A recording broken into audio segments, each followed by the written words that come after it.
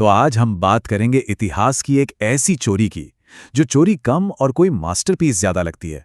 मतलब इतनी perfect planning कि यकीन करना मुश्किल हो जाए।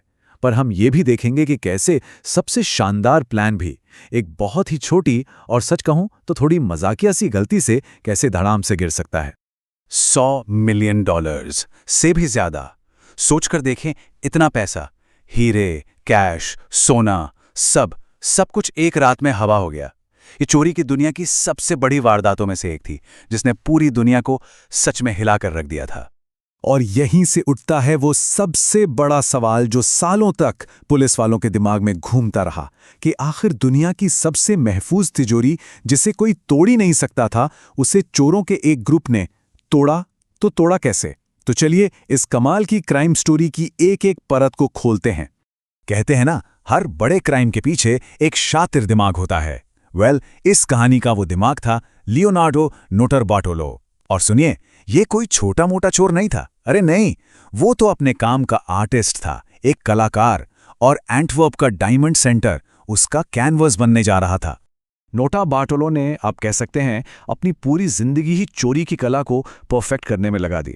सोचिए, बचपन में टीचरों से चोरी करने से शुरू किया था और धीरे धीरे अपने तरीकों को इतना रिफाइन कर लिया कि वो यूरोप में बड़े बड़े ज्वेलरी स्टोर्स पर हाथ साफ करने लगा। हमेशा एकदम सटीक प्लानिंग और पीछे कोई सबूत नहीं। इटली में तो उसने कई चोरियां की थी, लेकिन उसके इरादे इससे कहीं ज्यादा बड़े थे। अच्छा, तो अब आते हैं टारगेट पर। नोटारबार्टोलो का निशाना कोई ऐसी वैसी जगह नहीं थी। नहीं, वो था एंटवर्प डायमंड सेंटर, एक ऐसी जगह जिसे दुनिया का सबसे सिक्योर हीरो का किला माना जाता था। ये वॉल्ट्स सच में किला था, कोई मजाक नहीं। इसमें एक नहीं, दो नहीं, बल्कि पूरे 10 लेयर्स थे सिक्योरिटी के। और हर लेयर को बनाया ही इसलिए गया था कि कोई अंदर घुस ना सके। हीट डिटेक्ट करने वाले इंफ्रारेड सेंसर्स, जमीन की हलचल को पकड़ने वाले सीस्मिक सेंसर्स, और तो और एक ऐसा स्टील का दरवाजा जिसे तोड़ने में ही 8 घंटे लग जाएंगे। मतलब इसको पार करना नामुमकिन था, एकदम नामुमकिन।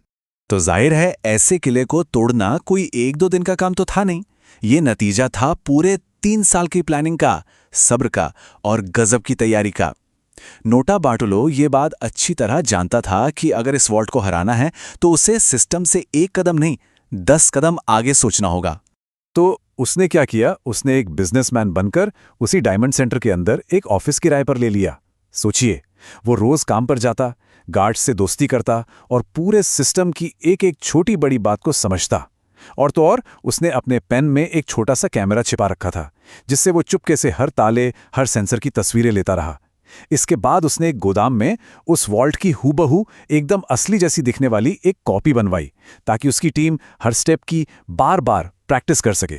हाँ, पर यह काम नोटारबार्टोलो अकेले तो कर नहीं सकता था। तो उसने पूरे यूरोप से अपने अपने फील्ड के एक्सपर्ट्स की एक ड्रीम टीम बनाई। मतलब हर बंदा अपने काम का उस्ताद था। कोई ताले तोड़ने में माहिर, तो कोई अलार्म सिस्टम को चकमा देने में। बिल्कुल किसी हॉलीवुड की हाइस्ट मूवी के कैरेक्टर्स की तरह, जिन्हें एक इम्पॉसिबल मिशन के लिए इकट्ठा किया गया हो। और फिर वो रात आ ही गई। शनिवार 15 फरवरी 2003। 3 साल की मेहनत, प्रैक्टिस और इंतजार, सब कुछ बस इसी एक रात पर टिका था। पूरी टीम अपनी अपनी पोजीशन पर थी, एक नया इतिहास लिखने के लिए बिल्कुल तैयार। उन्होंने एक एक करके सिक्योरिटी के हर लेयर को पार किया। जो हीट सेंसर था, उसे एक मामूली से हेयर स्प्रे से बेकार कर दिया। कैमरों पर पर्दा डाल दिया। वो कॉम्बिनेशन डायल किया जो नोटारबार्टोलो ने महीनों की जासूसी से पता लगाया था। और आखिर में उस 1 फुट लंबी विशाल चाबी वाले ताले को भी खोल दिया। वो अंदर गए, अंधेरे में 100 से ज्यादा सेफ डिपॉजिट बॉक्स खाली किए और सुबह होने से पहले ही बिना कोई निशान छोड़े वहां से गायब हो गए। ये एक परफेक्ट क्राइम था, एकदम परफेक्ट। ना कोई अलार्म बजा, ना कोई गवाह था और ना ही कोई सुराग। वो लोग आजाद थे, लेकिन कहते हैं ना, किस्मत, बस एक छोटी सी इंसानी गलती और सब कुछ तबाह हो गया। प्लान के हिसाब से चोरी के बाद पूरी टीम सारे सबूत जलाने के लिए एक सुनसान जगह पर गई। उनके कपड़े, उनके औजार, प्लान से जुड़ा हर कागज, वो सब कुछ जला देना चाहते थे ताकि पुलिस को एक धागा भी ना मिले।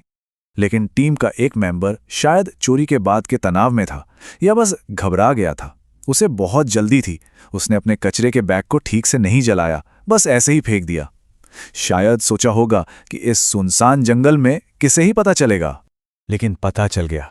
जब पास में रहने वाले एक आदमी को वो आधा जला हुआ कचरा मिला तो उसने पुलिस को बुला लिया और पुलिस के हाथ सबूतों का खजाना लग गया। और इस खजाने में सबसे कीमती चीज क्या थी? एक आधा खाया हुआ सलामी सैंडविच और उसकी रसीद। और बस यही वो एक चीज थी जिसने पूरा खेल पलट दिया। उस सैंडविच पर जो डीएनए मिला वो सीधा जाकर मैच हुआ लियोनार्डो नोटाबार्टोलो से। $100 मिलियन की चोरी, 3 साल की प्लानिंग, दुनिया का सबसे सिक्योर वॉल्ट, सब कुछ एक सैंडविच ने खोल कर रख दिया। नोटाबार्टोलो की गिरफ्तारी ने सबको चौंका तो दिया, पर कहानी यहां खत्म नहीं हुई, बल्कि यहीं से तो असली सवाल शुरू हुए। देखिए, नोटाबार्टोलो को सजा तो हो गई, पर उसने अपनी टीम के किसी भी मेंबर का नाम नहीं बताया। वो लोग आज भी बाहर हैं, आजाद।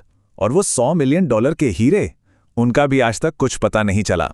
लेकिन कहानी में सबसे बड़ा ट्विस्ट तो तब आया जब नोटाबार्टोलो ने खुद ये दावा किया कि ये चोरी उसने एक हीरा व्यापारी के लिए की थी, एक बहुत बड़े इंश्योरेंस फ्रॉड को अंजाम देने के लिए। तो आखिर में सवाल यही बचता है, क्या लियोनार्डो नोटाबार्टोलो सच में एक जीनियस मास्टरमाइंड था जिसने सदी की सबसे बड़ी चोरी की, या फिर वो एक बहुत बड़ी साजिश का सिर्फ एक प्यादा था? सच क्या है ये शायद हमें कभी पता नहीं चलेगा, और यही बात एंटवर्प डायमंड डकैती को इतिहास के सबसे दिलचस्प और अनसुलझे रहस्यों में से एक बनाती है।